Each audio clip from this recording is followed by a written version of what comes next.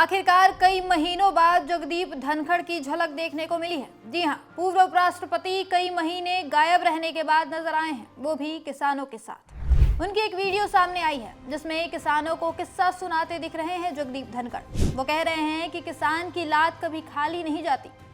इसे एक तरह से मोदी सरकार पर तंज माना जा रहा है। बता दें कि जगदीप धनखड़ किसान परिवार से आते हैं, खुद को एक किसान का बेटा बताते हैं। उन्होंने शुरू से किसानों की बात की है, उनके हक की बात की है।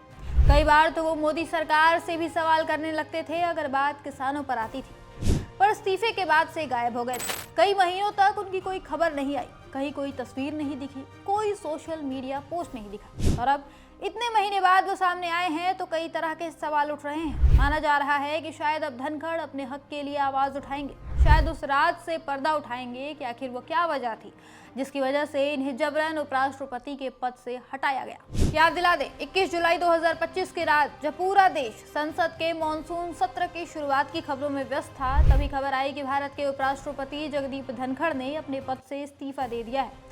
रात 9:30 बजे धनखड़ साहब ने राष्ट्रपति द्रौपदी मुर्मू को अपना इस्तीफा सौंपा था। वजह बताई गई स्वास्थ्य समस्याएं।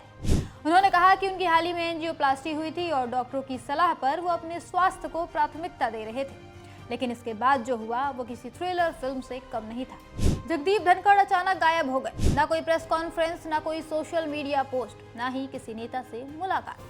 कई विपक्षी नेताओं ने धनखड़ से बात करने की कोशिश की पर सब फेल रहे। करीब 1.5 महीने बाद इंडियन एक्सप्रेस की एक रिपोर्ट में बताया गया कि धनखड़ साहब आखिरकार उपराष्ट्रपति आवास के बाहर दिखाई दिए हैं। इसके बाद खबर आई कि 1 सितंबर को उन्होंने सरकारी आवास खाली कर दिया है और वे दक्षिणी दिल्ली के छतरपुर इलाके में स्थित अपने करीबी अभय चौटाला के एक फार्म हाउस में शिफ्ट हो गए हैं और अभी तक वो यहीं पर है। उन्हें सरकारी आवास नहीं मिला है। हाल ही में दैनिक भास्कर ने अपनी पड़ताल में इसका खुलासा किया था। पता चला कि सरकार धनखड़ को सरकारी आवास देना ही नहीं चाहती। वो पिछले 6 महीने से लगातार टाल मटोल कर रही है, जबकि धनखड़ को इस्तीफा दिए 6 महीने और घर के लिए एप्लीकेशन दिए 5 महीने गुजर चुके हैं, लेकिन पूर्व उपराष्ट्रपति अब भी एक निजी फार्म हाउस में रह रहे हैं। दैनिक भास्कर ने देरी की वजह जानने के लिए विभाग के अधिकारियों से संपर्क किया, लेकिन जवाब नहीं मिला, जिसके बाद उन्होंने हाउसिंग एंड अर्बन मिनिस्ट्री में राज्य मंत्री तोखन साहू से कांटेक्ट किया तो उधर से जवाब मिला कि बंगला अभी अलॉट हुआ ही नहीं। जैसे ही पूर्व उपराष्ट्रपति बंगला पसंद करेंगे फौरन अलॉट कर दिया जाएगा।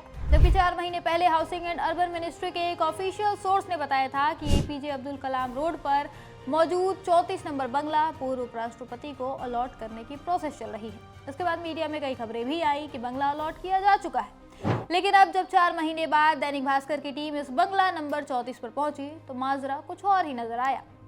ये बंगला बिल्कुल वीरान पड़ा है। इसे देखकर साफ अंदाजा होता है कि यहाँ पर सालों से कोई नहीं आया। यहाँ न कोई साफ सफाई हुई है और न ही कोई मरम्मत। पूर्व उपराष्ट्रपति जगदीप धनखड़ के एक करीबी ने भास्कर की टीम को बताया कि सितंबर में हमें बताया गया था कि उनके नाम पर बंगला अलॉट हो गया है। मरम्मत में करीब 3 महीने लगेंगे।